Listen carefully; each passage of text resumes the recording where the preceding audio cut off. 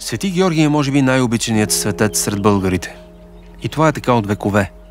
На негово име са посветени много храмове в столицата.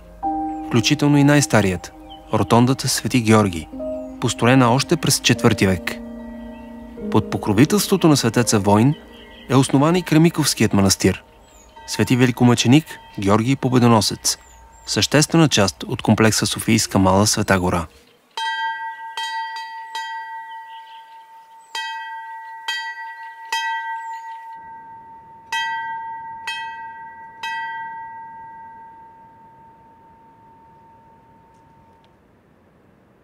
Кремиковският манастир е едно от най-важните духовни средища на Софийската Света гора и един от първите манастири, които са възобновени след падането на България под османска власт. Според едни изследователи, манастирът е създаден още по времето на Иван Александър, според други е създаден по-късно, но няма никакви исторически сведения и факти, които да потвърждават или да отричат тази теория.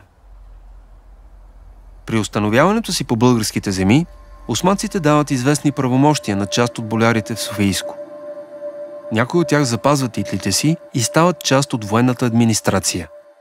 Едва век по-късно обаче, при управлението на султан Мехмед Завоевателя, българите получават правото да възстановят някои от разрушените си църкви. Първите сигурни сведения за историята на манастира през османския период са от края на 15 век, когато знаем, че всъщност храма е реновиран от Радивой, който е част от така наречения корпус на християни спахии, т.е. наследници на български благородници християни, които в ранния период на османската власт са участвали във военния корпус на османските сили.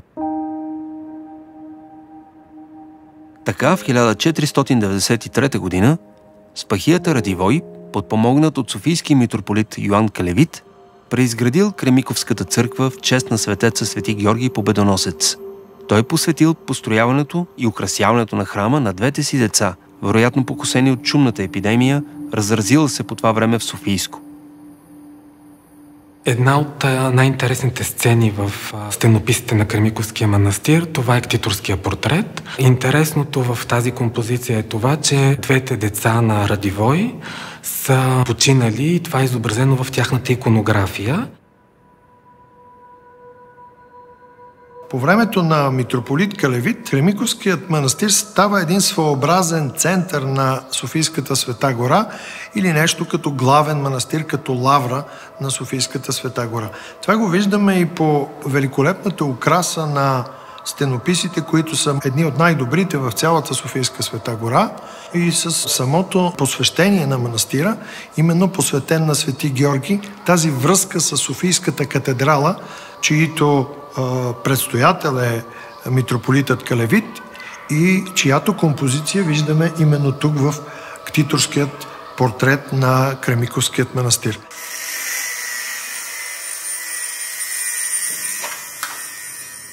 Започвайки така възстановяването на манастира, за да може да има манастирски живот, се организираха детски лагери, дейността с хората, което наложи в манастира да има допълнителни сгради и функционални помещения на първо место за провеждането на тези детски лагери.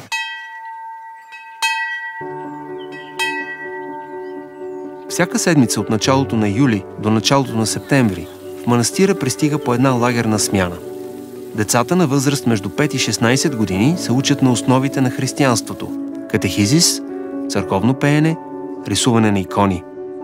А гост-лектори и културни дейци ги запознават с връзката между християнството и светските дейности.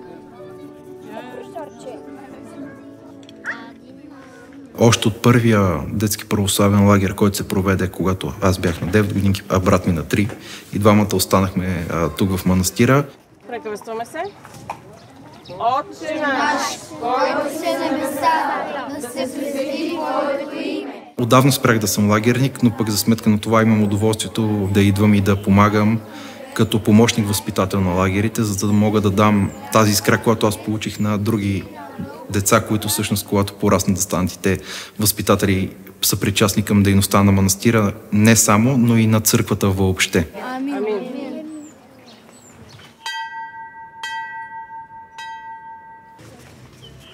Една от причините за особената почит на местните хора към Кремиковския манастир е фактът, че тук се съхранявали мощите на свети Георги Нови Софийски.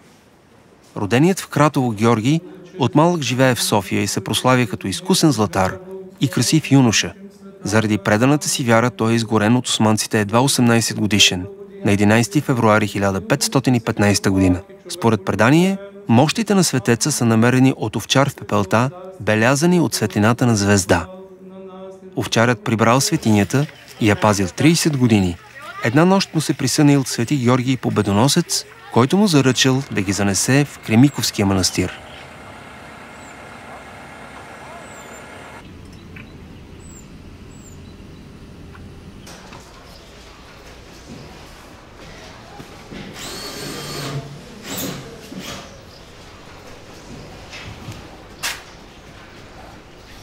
Това ще бъде храм, който ще си отоплен, ще може да се служи през цялото време и ще бъде посветен на Свети Георги Софийски и всички български светии, тъй като мощите на Свети Георги Софийски са се пазили в манастира 300 години.